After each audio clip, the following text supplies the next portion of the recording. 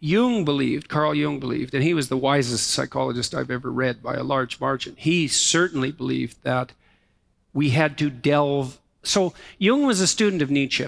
I don't mean he, formally, but he was very well versed in Nietzschean thinking, as much or more so than in Freudian thinking.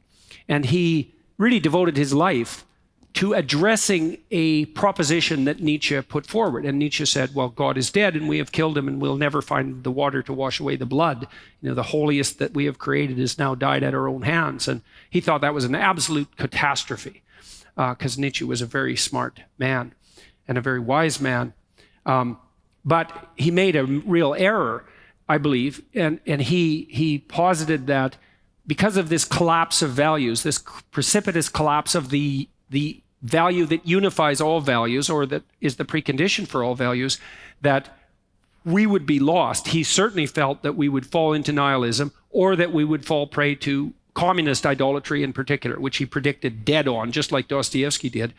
But then he also said the solution to that will be that the Superman will have to appear, the Übermensch, and he will be the man who can create his own values. And so both Freud and Jung were interested in that idea. Freud more peripherally, but Jung more consciously.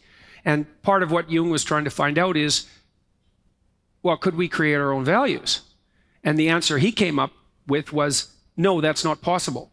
And why? So the question is why? Well, for the psychoanalysts, we were beset by fantasies, and these are sort of autonomous personalities that dwell in our subconscious, let's say, in our imagination, in our dreams, and that possess us from time to time. The spirit of rage, the spirit of lust, the spirit of envy, these ancient gods that possess us, and these values and temptations and impulses that come upon us that we cannot control.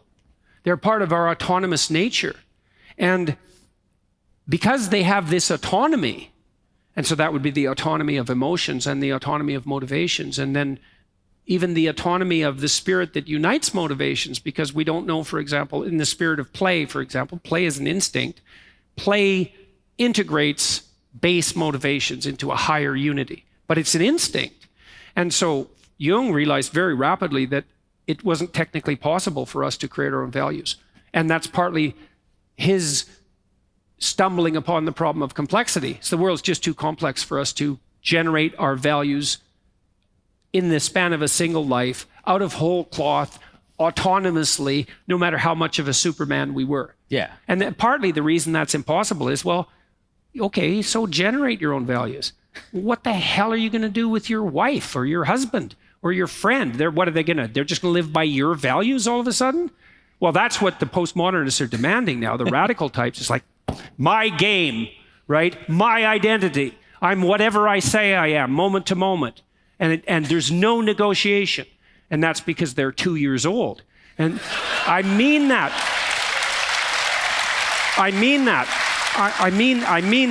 I mean that technically. I mean, one of the things I learned partly from reading Freud had this idea of developmental fixation, and he noticed in his clients, in his patients, that people would get stuck at a developmental level. And so you'd be talking to an adult and all of a sudden they were 4 years old. And I learned to see that in my clients, and well, in people I talk to, I'll do that with if they're annoying me. Like, okay, who the hell are you? Oh, I see. You're a 13-year-old mean girl. Okay, away we go. I know who I'm talking to now. And these solipsistic identity totalitarians are 2 years old. And 2-year-olds are very governed by emotion. They're completely incapable of negotiation. They're egotistical in that their worldview dominates. They have no notion whatsoever of negotiated play. And their belief is their identity is 100% generated by them, dependent on what they feel moment to moment, which is exactly how a 2-year-old operates. And most of them get socialized out of that by the age of 4. And those that don't have a very dismal time of it after that. So, and I think we have a lot of people like that now because screens have interfered with pretend play and negotiation, and because Oedipal parents and social systems have produced have enabled a kind of immature narcissism that makes itself manifest in these absurd claims about identity.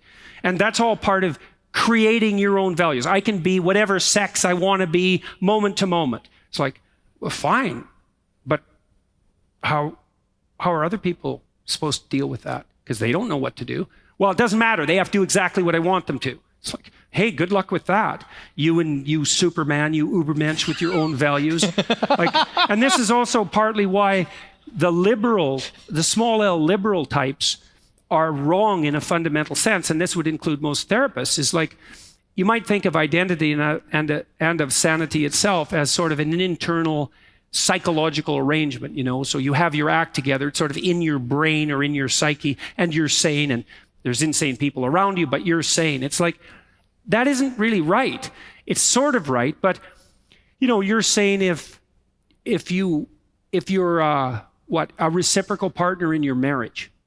You're sane if you have 3 or 4 friendships that you've been able to maintain because you can act reciprocally. And the sanity is actually the balance between you and your wife or husband, and then you and your wife or husband and your friends, or you and your wife and your husband, or your husband and your children and your friends and your larger family. It's this nested thing that we already talked about. It's like, you can't be sane in the absence of that, because that's actually the definition of sanity. And it's collective as well, as that's why the kingdom of God is within you and without you. It's exactly that. It's like, yeah, you have a harmonious psyche, but are you dancing with yourself to music that no one else can hear? That's not helpful. There's a communal element of it that has to be in place. And so if you're sane, your marriage is sane, and you have sane relationships with your children, you have sane relationships with your friends, and you're a good employee or a boss, and you're a participant in the civic world. And all of that is embedded in this hierarchy that has the spirit at the top that enables that reciprocity to operate. And you're a devotee of that, or you're not, right? And so